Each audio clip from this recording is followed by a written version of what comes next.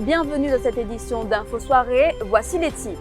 Fin tragique pour un chauffeur a réduit cet après-midi. Le minibus de Devdutt Bangarou a percuté un camion. Les pompiers ont dû découper le véhicule pour l'extirper.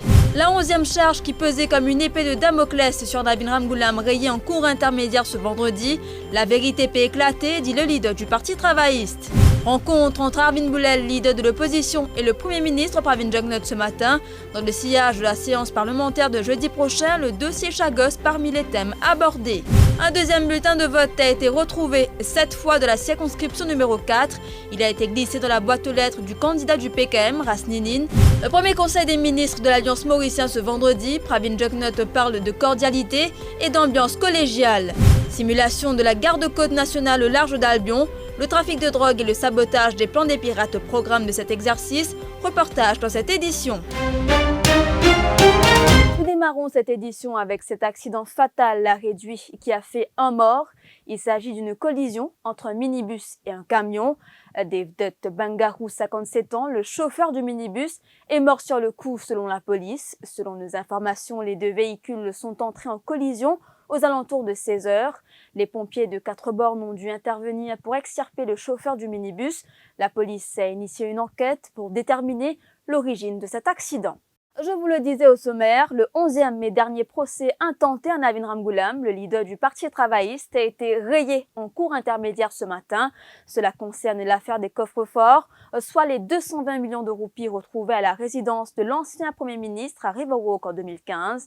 Les magistrats Pranay Siupal et Navina Parsuraman ont estimé que les accusations sont vagues et incertaines et allaient priver Navin Ramgoolam d'un procès équitable. À sa sortie de la cour intermédiaire, le leader des Rouges a poussé un ouf de soulagement et a déclaré que la vérité finit toujours par triompher. C'est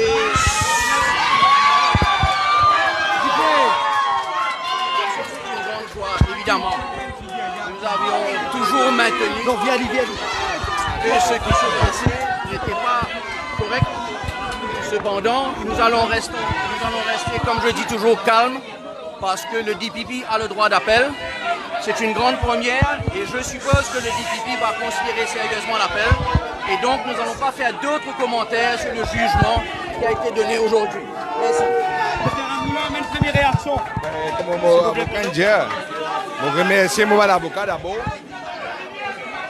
Gavin Glover, Samit Moulin, Jacques Katali Ozir, Robin Ramben, Hicham Ozir, Achif Moulin et les autres.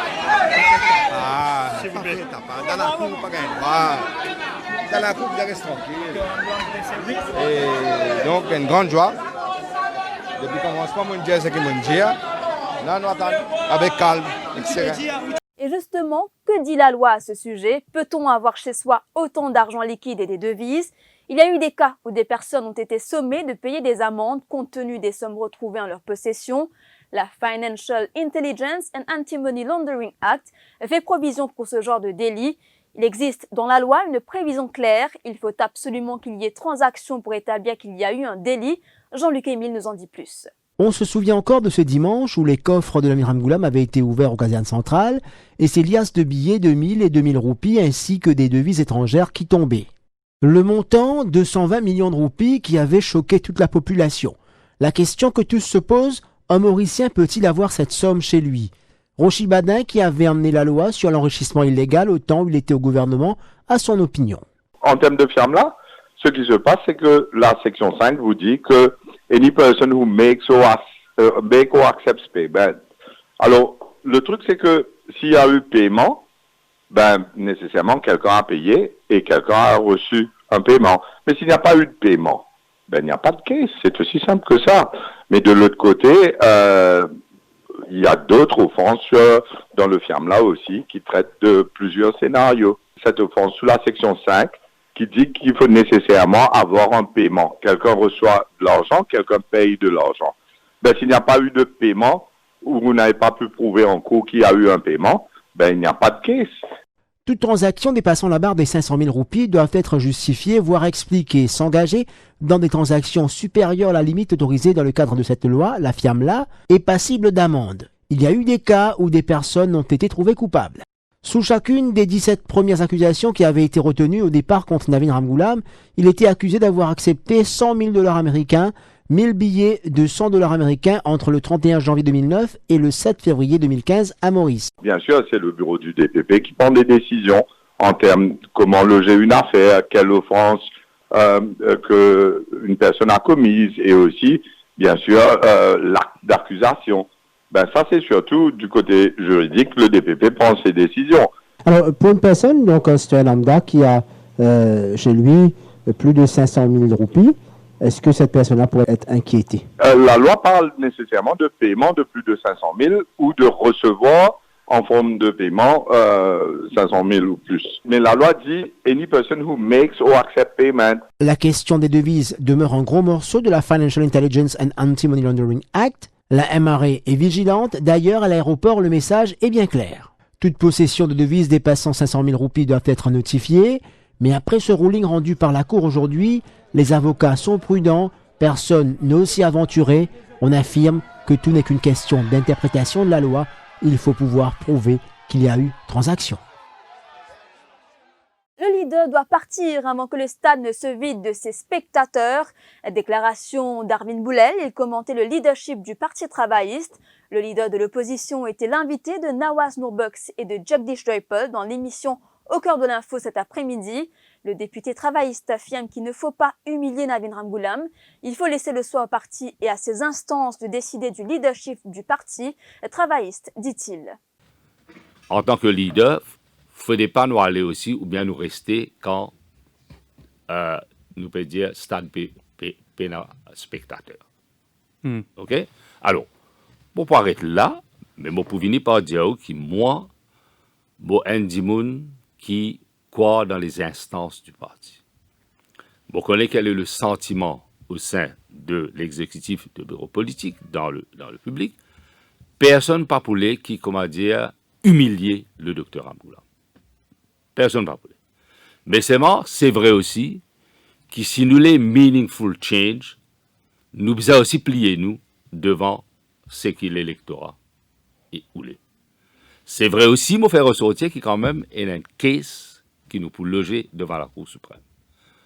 Bon, pas dire nous peut buy time, mais nous tous avons une conscience, nous tous avons une responsabilité. Moi, docteur Ramgoolam, il dit moi, tu connais Arvin, si mon parti subir, ça m'a une réveil, ça m'a une vengeance politique qu'ils ont pu faire. Voilà, moi, tu pourras aller depuis longtemps. Et le leader de l'opposition a rencontré le Premier ministre à son bureau cet après-midi. Arvin Boulel soutient que plusieurs thèmes ont été évoqués, notamment le dossier Chagos ou encore la rentrée parlementaire. Ce tête-à-tête entre le leader de l'opposition et le chef du gouvernement a eu lieu à la demande de Pravin Jagnut. Ouais, c'était une rencontre de grande civilité entre un leader de l'opposition et le Premier ministre. Bien sûr, nous avons un thème transversal. Un thème qui cut across, on va dire, les barrières politiques et, par exemple, un thème qui est sur le Chagos, post-Cotonou, post-Agua, alors qui concerne quand même tout le secteur économique. Et après, bien sûr, parler un peu tout à fait normal, un peu comment la campagne est déroulée, okay, sans bien sûr rentrer dans aucun détail, sans personne dans l'esprit partisan. Et voilà un peu les discussions là, et bien sûr calendrier du Parlement, et voilà un peu ce que nous discutons. Également dans l'actualité, l'interrogatoire de Shakil Mohamed ce vendredi, après la découverte d'un bulletin de vote à proximité de l'école du gouvernement Idriss Goumani à Plaine Verte au numéro 3. Le député du Parti travailliste Shakil Mohamed a été entendu par les enquêteurs de Central CID ce matin pour obtenir sa version des faits. À sa sortie des casernes centrales, il a déclaré à la presse qu'il serait inutile de refaire les élections dans la circonscription numéro 3 et il se dit satisfait de sa rencontre avec les officiers de la commission électorale hier. Shakil Mohamed espère que cette affaire soit tirée au clair. C'est bon? C'est le nom qui commission électorale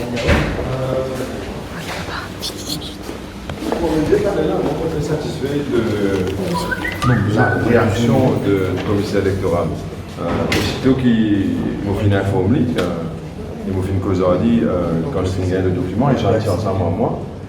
Les fins réagissent immédiatement. Le lendemain, les fins appellent une réunion d'urgence avec tout ban officiel de l'Electoral Supervisory Commission.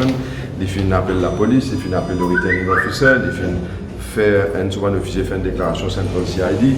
Ça fait une bouge extrêmement vite et cela m'a apprécié. Par contre, je pensais moi que maintenant, quand nous trouvons toute bonne institution aussi important que ça peut prendre notre responsabilité, moi j'espérais moi que tout bon citoyen aussi nous montre nous responsables, que nous vînes de l'avant pour aider bonne institution pareille, et nous aussi montrer nous responsables dans nos langages et dans nos propos. Voilà. Merci. Pendant ce temps, un autre bulletin de vote a été retrouvé, cette fois dans la boîte aux lettres d'un candidat et leader d'un parti politique, à savoir Rasninine du Parti créole mauricien. Il était candidat au numéro 4, il a déjà remis le bulletin à la commission électorale. Une deuxième enquête policière a démarré pour connaître la provenance de ce bulletin. L'Alliance mauricienne l'avait annoncé durant la campagne électorale. Ça y est, la pension de vieillesse, la pension pour les handicapés et la pension destinée aux veuves augmentent à partir du 1er décembre.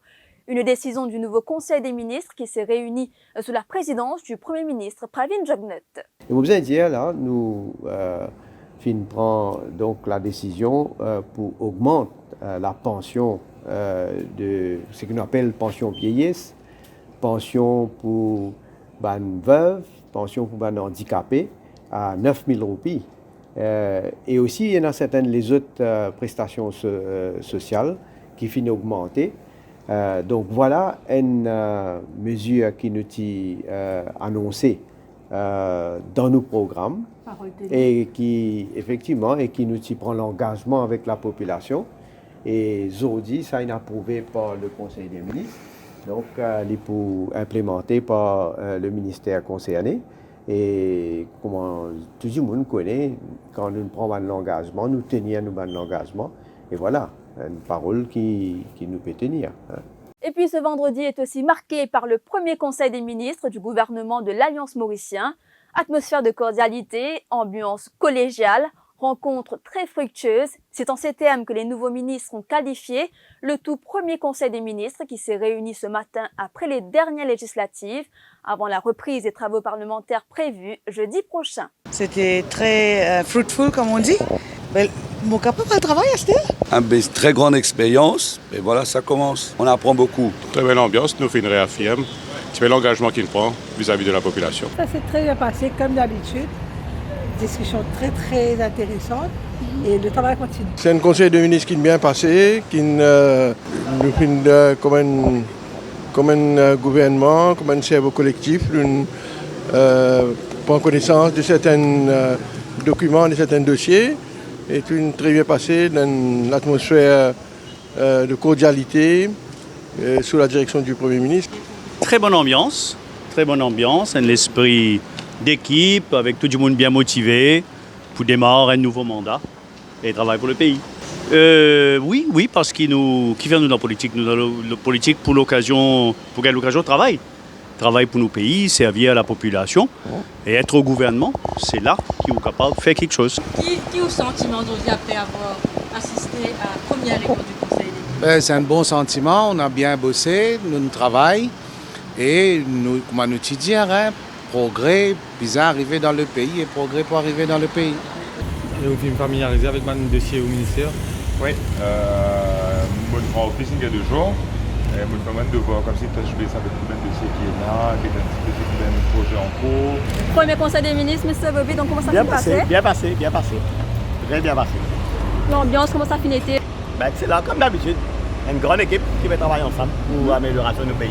Nous vous emmenons à présent au large d'Albion où un exercice de simulation de la National Coast Guard et de ses commandos du Marcos avec leurs confrères du Mozambique a eu lieu hier. Objectif, empêcher tout trafic de drogue par voie maritime, mais aussi pour saboter le plan des pirates. La National Coast Guard en a profité également pour tester les capacités de ses effectifs dans ce genre de situation. Kavina Ramparsad a suivi cette opération. Voici son reportage avec les commentaires de Ruth Rajessar.